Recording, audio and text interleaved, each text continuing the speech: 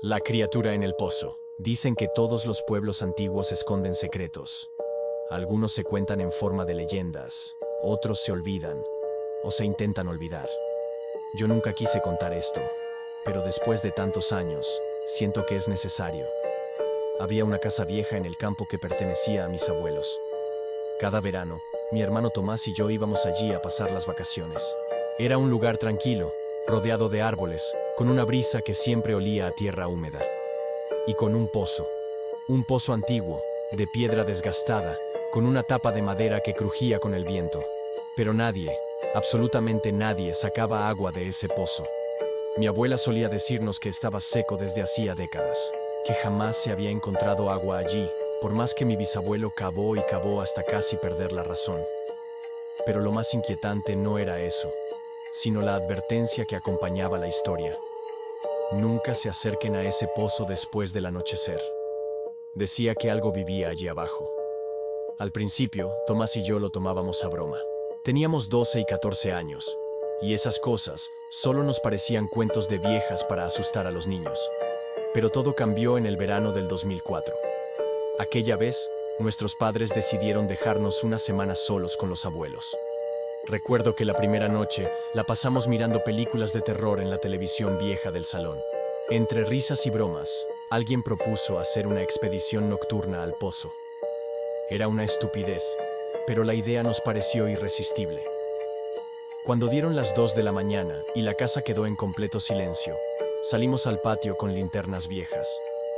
La tapa de madera seguía allí, cubierta de hojas secas.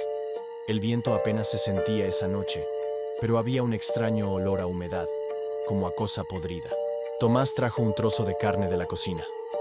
Decía que, si realmente había algo allí abajo, saldría a buscar comida. Yo reí, aunque sentía un nudo en el estómago. Colocamos la carne sobre las tablas y nos escondimos detrás de unos arbustos. Pasaron minutos, luego casi una hora. Nada. Tomás ya se había cansado y estaba a punto de regresar cuando de pronto, un leve sonido nos congeló la sangre. Algo había movido una de las tablas. Ambos nos miramos en completo silencio. Mi respiración era tan fuerte que me dolía intentar contenerla. Otro crujido. Y otro. Hasta que vimos como una garra delgada, alargada y pálida asomó por entre las maderas.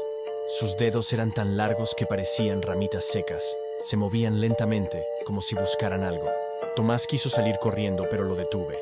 El miedo me paralizaba, pero también la curiosidad enfermiza. Lo que sea que estuviera allí, había tomado la carne y ahora masticaba en la oscuridad. Lo escuchábamos, un ruido húmedo, asqueroso, como de carne siendo destrozada entre dientes. ¿Lo escuchas?, le susurré a Tomás. Él asintió, pálido. De pronto, las tablas cedieron un poco más. Algo más grande quería salir. En ese momento, Tomás se puso de pie y gritó. Una tontería. La criatura, o lo que fuera, se detuvo. El silencio fue absoluto. Pensamos que todo había acabado, pero al alumbrar con la linterna, vimos 2 ojos brillando desde la oscuridad del pozo. Ojos enormes, sin párpados, de un blanco lechoso. La cosa nos miraba. Tomás corrió hacia la casa. Yo quise seguirlo, pero mis piernas no respondían.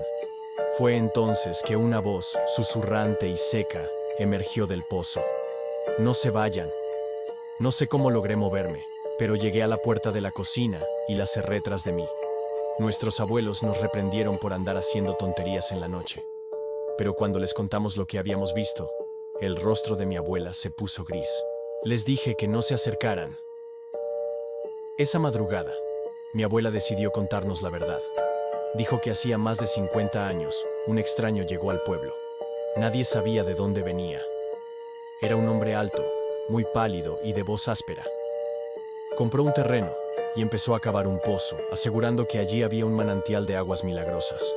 Los vecinos lo evitaban. Decían que hablaba solo por las noches y que del agujero se escuchaban voces. Una mañana, lo encontraron muerto al pie del pozo, el rostro deformado por el terror. Los aldeanos decidieron taparlo con tablas y olvidarlo. Pero desde entonces, animales desaparecían. Gallinas, perros y hasta un niño de 7 años. Nunca encontraron su cuerpo. Mi abuela juraba que algo se había quedado allí abajo, y que el extraño no había muerto, al menos, no del todo. Pensamos que después de aquella noche todo terminaría. Mis abuelos mandaron sellar el pozo con cemento, pero nada detiene a lo que no pertenece a este mundo. Al año siguiente, la casa fue vendida. Nunca más volvimos allí, hasta hace 2 meses. Recibí una llamada de un desconocido diciendo que había comprado la propiedad y que, mientras reparaban el jardín, los obreros encontraron algo extraño. Había un pozo. Volví, más por cerrar ese capítulo que por otra cosa. El pozo seguía allí, tapado por una losa agrietada. Pero lo peor fue cuando al acercarme, vi un objeto en la tierra suelta. Una linterna vieja. La misma que dejamos esa noche. Y junto a ella, una nota desgastada por el tiempo. Apenas se leía: sigue aquí, nunca se fue.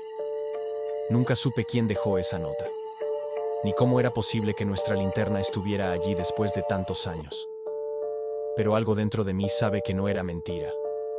La criatura sigue en ese pozo, o quizás en otro, porque lugares como esos existen en todos lados, donde la tierra es vieja y las historias se olvidan. Pero las cosas que habitan en la oscuridad no se marchan. La próxima vez que veas un pozo antiguo, no te asomes. Y si escuchas que alguien te llama desde dentro, no respondas. Si te gustan historias como esta, no olvides dejar tu like, suscribirte y compartir con tus amigos.